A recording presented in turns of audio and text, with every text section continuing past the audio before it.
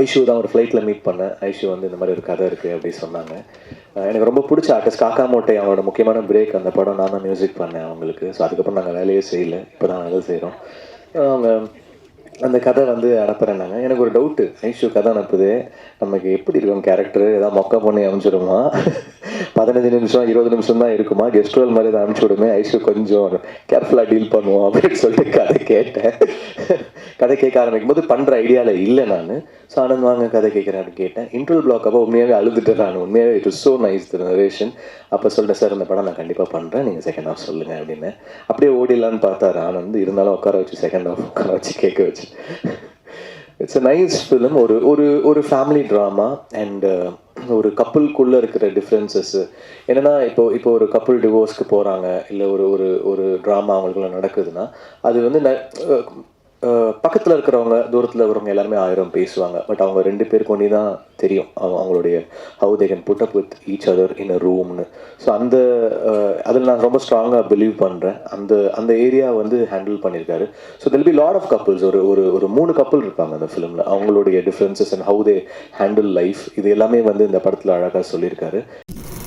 And என்னோட journey with Dear is very very long.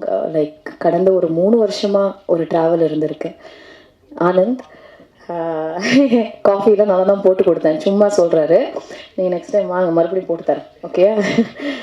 Anand is not just director for me, he is also very very dear friend. எனக்கு மற்ற படங்களில் ஏதாவது ஒரு suggestion, ஏதாவது ஒரு விஷயம் சொல்லணும், ஒரு ஃப்ரெண்டாக எனக்கு வந்து இந்த ட்ராவலில் வந்து எனக்கு ஒரு முக்கியமான ஒரு நண்பராக எனக்கு வந்து கிடச்சிருக்காரு. அண்ட் இந்த படத்தில் வந்து எனக்கு தீபிகா அப்படின்ற ஒரு கதாபாத்திரம் கொடுத்ததுக்கு ரொம்ப ரொம்ப ரொம்ப நன்றி. ரொம்ப thanks Anand. You are really a brilliant guy and I love your writing. Writers தான் இந்த காலத்தில் ரொம்ப கம்மியாக இருக்காங்கன்னு சொல்லுவாங்க. பட் இந்த மாதிரி ஒரு டைரக்டர் தமிழ் சினிமா கிடச்சிது நிஜமாலேயே ஒரு பொக்கிஷன் தான். And you will be treasured Anand. Please remember this. அடுத்த படம் கண்டிப்பாக பண்ணலாம், ஓகே? காஃபி வேணா, டீ கொடுக்கவா? ஓகே. எதுக்கு இருக்குன்னா அந்த அப்பனே தெரியாமல் நிறைய கேரக்டர் நடிச்சிருக்கேன். ஏன்னா காசு வேணும் இல்லை, எதுக்குடா அந்த கேரக்டர் இந்த படத்தில் இருக்குன்னே தெரியாமல் நடிச்சிருக்கேன். அப்போ ஒன்று சொன்னோன்னா கொஞ்சம் சுவாரஸ்யம் குறைஞ்சிது. பட் திருப்பி எனக்கு ஒரு 1 ஹவரில் வந்து அந்த கேரக்டருக்கான எந்த என் கேரக்டரும் திருமதி கீதா அவங்களோட கேரக்டருக்குமான ஒரு உறவுமுறை வந்து ரொம்ப ரொம்ப சின்ன சின்ன விஷயங்கள சொன்னோன்னே எனக்கு கொஞ்சம் ஆர்வமாயிடுச்சு. இதுக்கு அப்போ அவர் சொல்லும்போது மைண்டில் ஒன்று ஏறினது. அப்போ 2 பேரும் சும்மா பேசிகிட்டு இருக்கும்போது ஒரு 25-26 வயசில் ஒரு வேலை கிடைக்கணும், படிக்கணும், வேலை கிடைக்கணும், நம்ம கற்பனை பண்ணி வச்சுக்கிற மாதிரி ஒரு காதலியோ அல்லது தோழியோ அல்லது மனைவியோ ஏதோ ஒன்று கிடைக்கணும்னு எல்லா ஆணுக்கும் ஆசை இருக்குது. நான் ஆணாக இருக்கிறனால ஆண் பாயிண்ட் ஆஃப் வியூவில் பேசுகிறேன். காதலாக இருக்கிற வரைக்கும் சுவாரஸ்யம், மனைவி ஆனதுக்கப்புறம் சுவாரஸ்யம் மாறிடுது. ஏண்டான்னா பொருளியல் வாழ்க்கை வந்துடுது, தேவை இருக்குது, அந்த பார்க்கணும் இதை பார்க்கணும், நிறைய டிபார்ட்மெண்ட் வந்துடும். லவ் இல்லாமல் ப்ராக்டிக்கல் லைஃப் ஸ்டார்ட் ஆகுது. அங்கே எமோஷனலாக, இன்டலெக்சுவலாக, சோஷியலாக, எக்கனாமிக்கலாக வர்ற பிரச்சனையை தாண்டி ப்ரஷ் பண்ணிட்டு அந்த ப்ரஷ்ஷை ஒழுங்காக எடுத்து வைக்கலைன்னா, என்ன எடுத்த இடத்துல வைக்காமல் ஒரு மேனஸ் இல்லாமல் இருக்கானேன்னு மைண்டில் தோணுனா கூட அதை சொல்ல முடியாது. ஏன்னா புருஷன் தப்பாக நினச்சிப்பானோன்னு.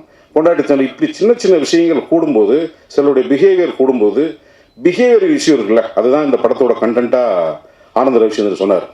சின்ன விஷயம் தான், ஒருத்தர் விட்டு கொடுத்து போயிருக்கலாம் தான். ஆனால் அது எங்கே போய் நிற்கும், அது எவ்வளோ பெரிய மன வலியை ஏற்படுத்தும். மற்றவங்க பார்வையில் இருக்கும்போது பூரா பேர் நீதிபதியாகி நீ செஞ்சு தப்புன்னு மன உளைச்சலாக்கி சம்மந்தப்பட்டவங்களுக்கே என்னடா பிரச்சனை நமக்குள்ளன்னு தெரியாமல் போகிற அளவுக்கு இங்கே ஒரு சுற்றுச்சூழல் இருக்குது. ஒரு 30 வயசுலேருந்து 40 வயசுக்குள்ளே ஆண் பெண்கள் உறவு முறைகளை நிறையா என் கூட நடிக்கிற பசங்க, சின்ன பசங்களை பார்க்குறேன். நிறைய நண்பர்கள் வீட்டு பிள்ளைகளை பார்க்கும்போது இந்த படத்தோட நிறைய ரிலேட்டடாக ட்ராவல் பண்ணிக்கிற முடிஞ்சது. அந்த வகையில் ஒரு மெச்சூர்டு தம்பி, நீங்கள் வந்து ரொம்ப மெச்சூர்டான ஒரு சப்ஜெக்ட் எடுத்திருக்கீங்க. எல்லாருடைய சார்பாகவும் எனக்கு நான் உங்களுடைய வாழ்த்துக்களை தெரிவிக்கிறேன். என்னுடைய மனமார்ந்த நன்றி எனக்கு இந்த படத்தில் ஒரு வாய்ப்பு கொடுத்ததுக்கு. இந்த திரைப்படத்தை பற்றி முக்கியமாக எனக்கு ரொம்ப இன்ட்ரெஸ்டிங்கான ஒரு விஷயமா என்ன பட்டது அப்படின்றது முதல்ல சொல்லிடுறேன். நான் விருமாண்டிக்கு அப்புறம் வந்து லைவ் சவுண்ட் பண்ணி நடிச்சிருக்கிற இந்த படத்தில் வந்து திரும்பி நான் அந்த சீன்ஸ் எல்லாம் பார்க்கும்போது சில நேரத்தில் வந்து ஒரு அழுத்தமான உணர்ச்சிகளை லைவ் சவுண்ட் மாதிரி கேப்சர் பண்ணுறது, திரும்பி ரீக்ரியேட் பண்ணுறது டப்பிங்கில் ரொம்ப ரொம்ப கடினமான ஒரு விஷயம். அதுக்கு வந்து ஆனந்துக்கு நான் முதல்ல நன்றி சொல்லிக்கணும்.